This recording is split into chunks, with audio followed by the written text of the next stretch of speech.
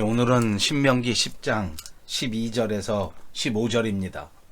이스라엘아, 내 하나님 여호와께서 내게 요구하시는 것이 무엇이냐? 곧 내 하나님 여호와를 경외하여 그의 모든 도를 행하고 그를 사랑하며 마음을 다하고 뜻을 다하여 내 하나님 여호와를 섬기고 내가 오늘 내 행복을 위하여 내게 명하는 여호와의 명령과 규례를 지킬 것이 아니냐? 하늘과 모든 하늘에 하늘과 땅과 그 위의 만물은 본래 내 하나님 여호와께 속한 것이로되 여호와께서 오직 내 조상들을 기뻐하시고 그들을 사랑하사 그들의 후손인 너희를 만민 중에서 택하셨음이 오늘과 같으니라. 아멘. 여러분 안녕하셨습니까? 오늘은 신명기를 묵상하는 20번째 시간입니다. 신명기 10장 12절에서 15절까지 있는 말씀을 봉독해 드렸고, 하나님의 요구, 내 행복을 위하여라는 말씀으로 말씀을 묵상해 보겠습니다. 이스라엘 민족들이 40년의 광야의 여정을 마치고 난 다음에 가나안에 입성하기 직전 이 모압 평지에 당도하게 되었습니다. 여기서 모세는 출애굽한 2세대들, 제2세대들에게 마지막 고별 설교를 하는 것입니다. 그 고별 설교의 내용이 바로 신명기서입니다. 이 신명기는 예수님께서 구약 성경을 인용하실 때 제일 많이 인용하신 책이기도 합니다. 모세는 하나님께서 이스라엘을 위해서 하셨던 일들을 회고합니다. 먼저 하나님이 우리를 여기까지 오게 하셨다 하는 것을 분명하게 다시 되새겨 주는 것입니다. 비록 40년이라고 하는 긴 세월 우여곡절을 지났지만 이 이스라엘 민족을 사랑하셨기 때문에 오늘 이 약속의 땅 가나안, 바로 그 눈앞에까지 오도록 만들어 주셨다는 것을 말씀해 주고 있는 것입니다. 이스라엘이 애굽 땅에서 벗어난 출애굽 이후에 정말 많은 어려움이 있었고 많은 시련이 있었습니다. 그러나 그런 모든 어려움과 시련도 모두 다 하나님께서 물리쳐 주셨고 또 극복해 나갈 수 있도록 만들어 주셨기 때문에 결국 이스라엘은 이 모압 평지까지 다다를 수 있게 됐던 것입니다. 저와 여러분의 인생의 삶도 한번 돌이켜 보시기 바랍니다. 정말 다사다난하고 우여곡절이 많은 인생을 살았습니다. 그럼에도 불구하고 하나님께서는 저와 여러분을 오늘 여기까지 인도해 주신 줄로 믿습니다. 사실 성경에서는 이스라엘 백성들이 그만한 자격이 되거나 또는 다른 사람들보다 몹시 우수한 민족이기 때문에 이렇게 많은 일을 감당해 주신 것이 아니었다라는 것을 몇 번씩이나 강조해서 말씀해 주셨습니다. 사실 이스라엘도 그 근본을 찾아보면 별로 볼품없는 민족이었습니다. 그들의 조상이라고 해봤자 우상을 숭배하던 사람들이었는데, 근데 하나님께서 이 백성들을 사랑하시고 진짜 무조건 사랑하셔서 선택해 주셨고, 그리고 드디어 하나님의 백성으로 이렇게 굳게 세워주셨던 것입니다. 우리들도 솔직하게 고백하다 보면 하나님의 특별한 사랑을 받을 만한 그런 자격을 갖추었거나 또는 그런 어떤 가치 있는 요소가 있어서 하나님 앞에 부름받은 것은 아닙니다. 오히려 우리를 아무 조건 없이 사랑하셔서 우리를 불러주시고 십자가에 예수 그리스도의 보혈로 값주시고 우리를 구원하셔서 우리를 하나님의 자녀로 세워 주신 줄로 믿습니다.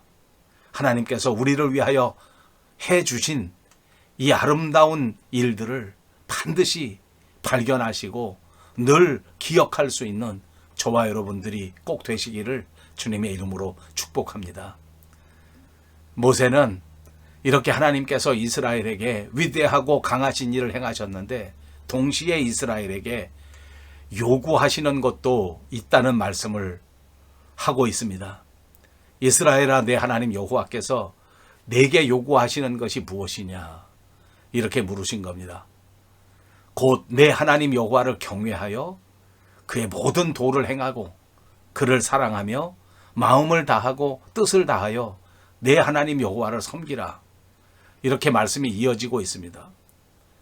사실 우리 사람과 사람 사이의 인간관계에서도 상대방에게 뭘 요구할 때는 그 사람과 무슨 관계가 있을 때 무엇을 요구할 수 있는 겁니다. 아무나 길거리에 지나가다가 아무 상관없는, 아무 관계없는 사람을 붙잡고 무엇을 요구할 수는 없는 노릇입니다. 남편이기 때문에 요구하는 것이고 아내이기 때문에 요구할 수 있는 겁니다. 부모이기 때문에 자녀들에게 요구할 수 있는 것이고 또 자녀이기 때문에 부모에게 요구할 수 있는 겁니다. 그래서 이렇게 관계가 깊은 관계일수록 더 요구의 농도가 강해질 수 있다. 이렇게도 말할 수 있습니다. 하나님께서는 이스라엘을 정말 많이 사랑하셨기 때문에 이스라엘에게 강하게 요구하실 수 있으십니다. 그래서 오늘 이스라엘에게 요구하십니다. 이렇게 하나님이 요구하시는 대상이 될 수 있을 때 그는 이미 복된 사람이라고 말할 수 있을 겁니다. 만약 하나님께서 아무런 요구도 하시지 않는다면 언뜻 생각하면 그게 복일 수도 있다라고 생각할지 모르겠지만 사실 그거는 복이 아니라 불행이라고밖에 말할 수 없습니다. 하나님께서 이렇게 요구하실 때 사람들의 반응은 각자 다르게 나타납니다. 하나님께서 아담에게 요구하신 것이 있었습니다. 동산에 있는 모든 실과는 다 먹어도 좋은데 그런데 동산 중앙에 있는 그 선악과는 먹지 마라. 이렇게 요구하신 겁니다.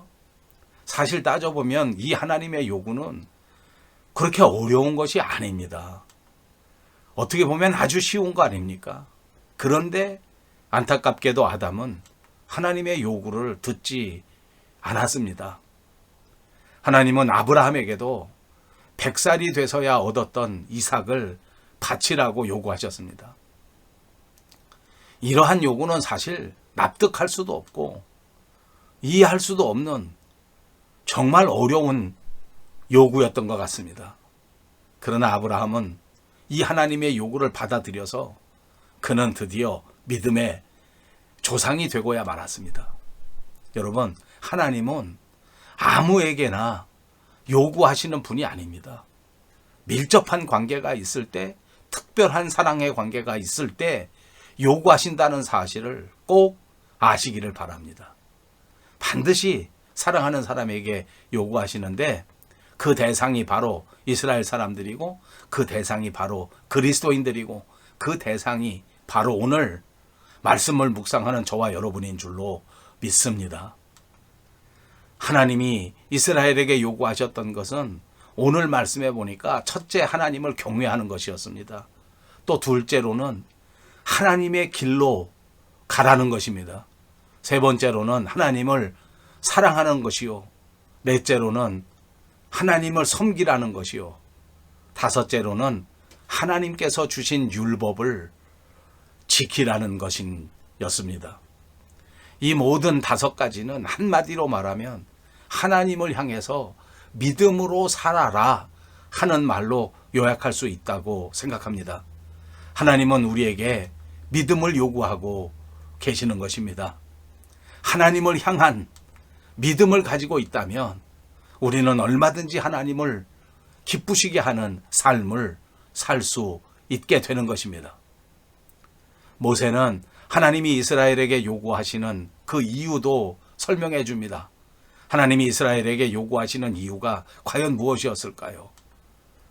하나님이 이스라엘을 가나안 땅으로 인도하셨고 이적과 기적을 행해 주셨고 목마르고 배고플 때 먹을 것도 주셨고 물도 주시고 고기도 주시고 만나도 주셨기 때문에 우리에게 요구하시는 것일까?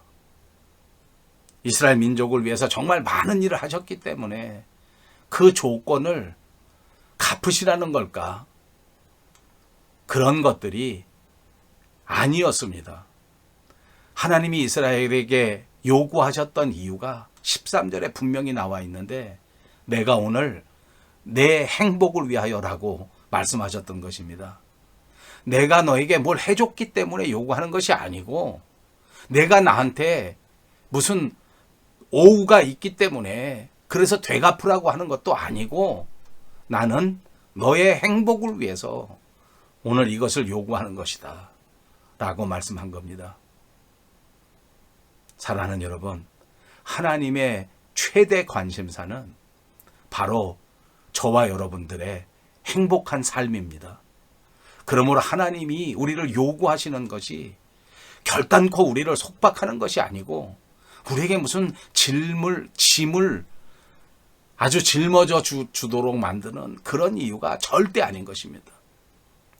하나님은 독생자 예수 그리스도를 우리에게 보내셨고 그분을 십자가 위에서 희생시키셨습니다. 이 세상에서 가장 큰 슬픔이라면 아마 자녀를 잃는 슬픔일 겁니다. 하나님은 그런 엄청난 슬픔을 다 감당하셨습니다. 그 이유가 단지 하나, 우리의 행복을 위해서 그 이유였습니다. 그러므로 사랑하는 여러분, 저와 여러분, 우리 그리스도인들은 반드시 행복해야 되는 것입니다. 내가 행복하지 못하면 진짜 하나님께서 아들까지 보내서 십자가 위에 죽이신 그 아름다운 의미가 모두가 다 물거품이 되기 때문입니다. 그래서 하나님은 우리들에게 오늘도 강하게 요구하십니다. 우리의 행복을 요구하고 계신다는 사실을 잊지 마시기를 바랍니다.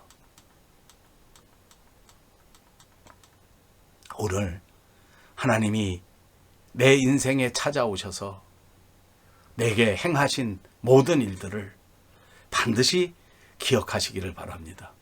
그리고 나에게 요구하시는 것이 무엇인지도 꼭 깨달으시기를 바랍니다.